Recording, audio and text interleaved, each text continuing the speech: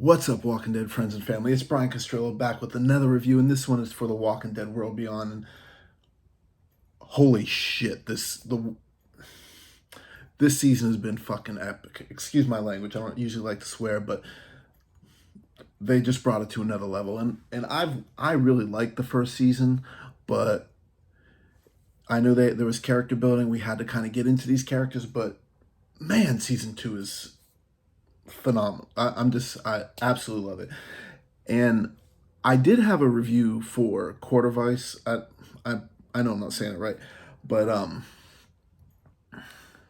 for whatever reason, YouTube did not let me upload. I tried it throughout a whole week and just, but regardless, back. But what we do know from that episode is Jadis is back. She is in charge while Elizabeth Kublik is gone, and shit's hitting the fan.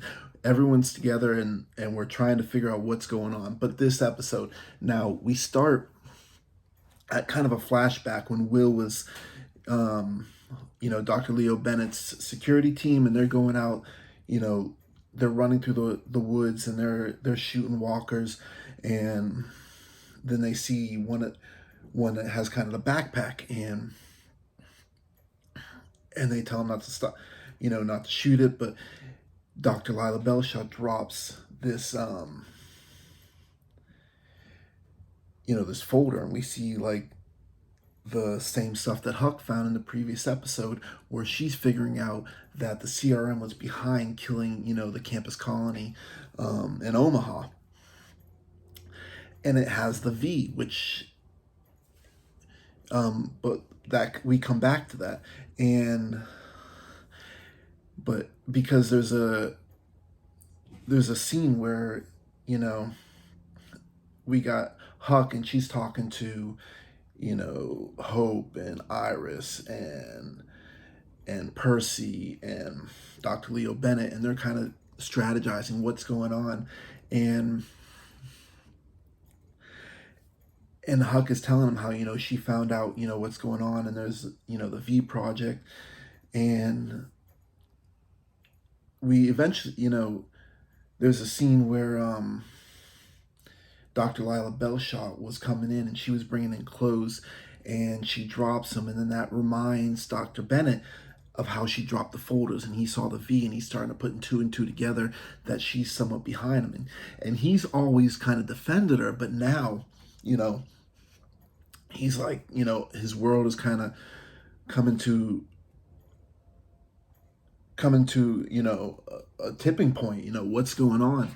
And then there's another scene where, they're having dinner, and it's Hope and Iris and Bennett and Dr. Bellshaw, and Iris starts grilling her, and she's like, what did you do before this? And and it kind of gets into animal testing, and she starts yelling at her, not like screaming or anything, but kind of grilling her, well, maybe, because she asked her about testing on animals, but maybe you need to, kind of question whether what you're doing is right. And she would, and of course, Bellshaw was saying, for the good of the whole, if we, do a couple things that we don't want to do. And kind of the way Iris was grilling her was almost like implying, like getting her to think about what she's doing is wrong. And again, like in this episode, one of the overwhelming themes throughout everything, throughout these episodes, is trust. There's a scene with Iris and Percy as he's going into where these, the CRM trucks are, because I guess they took a bolt out, and it has a hole, and they sent a note, like with some sort of coding for Elton to crack in it, to tell them what their plan was, how they planned to burn it down. And kind of Iris was just checking, are you with me? I mean, what if this is your last thing? Kind of that whole trust thing. But in that scene where they're having dinner, Hope is getting, frustrated with this whole thing. And I'm wondering if there's going to be a trust issue between them, because they leave, and she kind of, Iris tells her, that we're gonna burn this to the ground, and Hope's like, what are what are you doing? There's good people here. And she even though she doesn't think that what the CRM did and Dr. Belshaw's doing is right, there's, she believes that there's a lot of good that can come out of this. And it seems like that we could be having a trust issue with the two sisters. And now back at that ranch place, um, you know, Elton tells Will how Adira was, actually the one who's sick, and Will basically kind of says, I need to get back over there and get some of the medicine that she needs, because by going against the CRM, she's not going to have that lifeline. So he's talking about doing that. And then you see sort of a meeting of the ranch people, the adults, and Brody, who's the older guy. He's the one who is kind of hiding by the notes, the CRM notes that they were cracking. But I kind of feel like he's going to be kind of someone we can't trust, and he says a vote of no confidence because he wants to tell the CRM.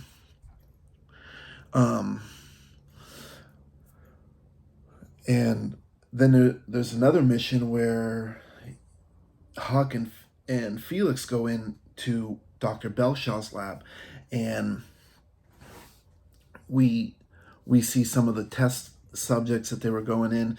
Huck has to go over to the grid and kind of get the power to shut down while he goes in there, and he takes one of the vials, and I don't know if this vial is like a cure they're working on or something else, but they find all the chemicals that were used to kill Omaha, or whatever they did with that. But he almost gets stuck, but she ends up going to save him. And I know I'm kind of jumping around, but one of my favorite scenes was when Huck saw Jadis, and she calls him Warrant Officer Stokes. Now, of course, that's Father Gabriel's last name. Why is she choosing that name? That was kind of interesting. But now, after all this stuff comes in, she has him come into her. Well, I should say that she said how they have a past and they seem to know each other. She was talking about after everything we've been through, and we learned that Huck was actually the one that trained her, which is rather interesting. And of course, she knew about how Huck broke her arm for the cause, cut her face, whatnot. And fast forward to this conversation, we learn that and this conversation was because Jadis is talking about how when she was out, she said, if you want to get a community behind them, you give them your own language. Remember the trash people, how they kind of had that weird language among each other, and she said that helps them build a bond. And she said, she became very close. She loved her people. And then 6 years ago, she gave them something very valuable. Rick fucking Grimes. Again, sorry for my language, but she just, without name dropping, she just name dropped Rick Grimes. Why was he valuable? How is he valuable to the CRM? What is he doing? Is he, in the lineup, or is he like a military leader? Is he working with General Beale, or who Huck, let them know that he would be the one to make those big calls of killing all these people, but her mom, was the one who would, pull the trigger for him.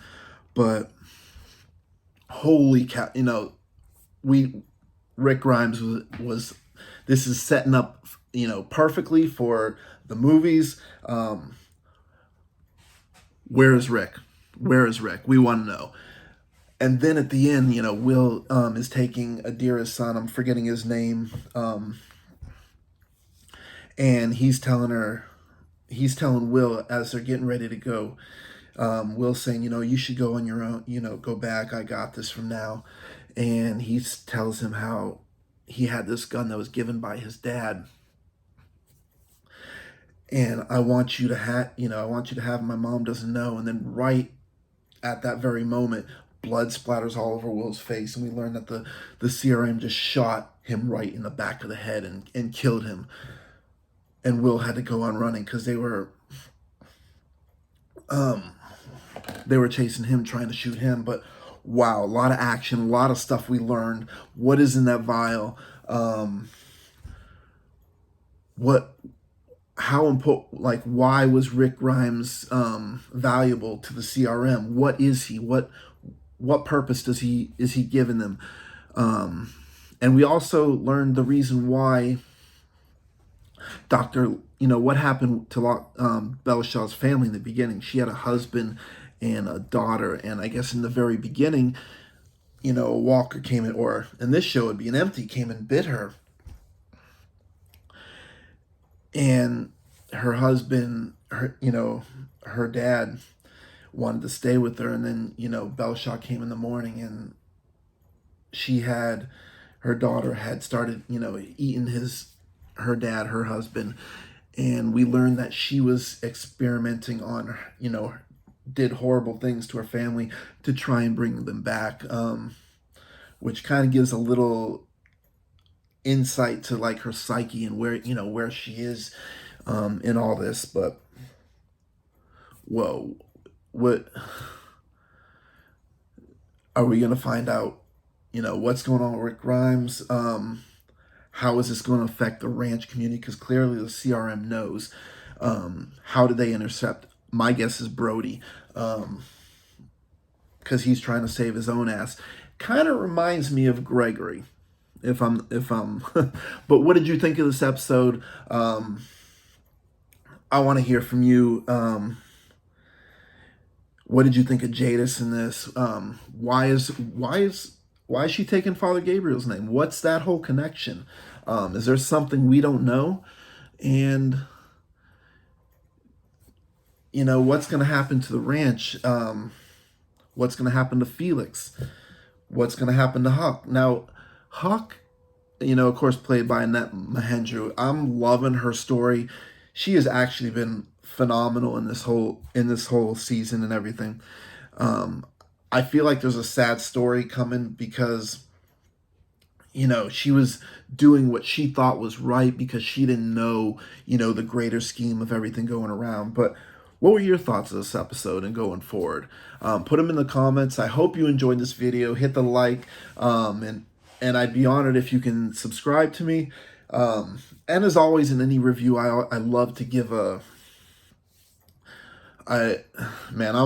I'm all hyped up on this episode and the Bang Energy drink. I'm going a little nuts right now. But in every review, this one is going out to Sarah Serenity. She's a cosplayer who plays the long lost wife of Daryl Dixon, among other things. And I want you to check her out. I'm going to put her links in the description.